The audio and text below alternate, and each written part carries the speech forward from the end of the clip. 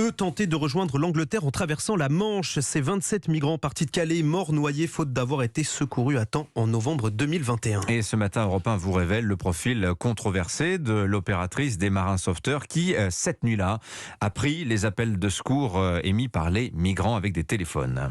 T'entends pas, tu ne sauras pas sauver. La retranscription de ces appels est accablante. L'opératrice du CROSS, les marins sauveteurs français, n'aurait pas lancé les opérations de secours malgré les appels de détresse répétés. William Molinier, selon les informations d'Europe 1, elle a été recrutée par la Marine nationale alors même qu'elle avait été auparavant dans le viseur des services de renseignement français. Oui, au titre de l'islam radical, sa prise en compte par les services remonte à 2015. Elle est alors toute jeune adolescente. Elle fait l'objet d'un suivi du renseignement territorial qui l'inscrit au fichier des radicalisés, le FSPRT, fiche qui sera clôturée en avril 2019. Quelques mois plus tard, elle a alors 19 ans. Elle intègre la Marine nationale et suit une formation de guetteur de flotte. 2 enquêtes sont réalisées par la direction du renseignement et de la sécurité de la défense, le service interne aux armées. La DRSD estime qu'aucun obstacle ne s'oppose à son recrutement, mais compte tenu de son passé, elle ne peut pas être habilitée au secret défense.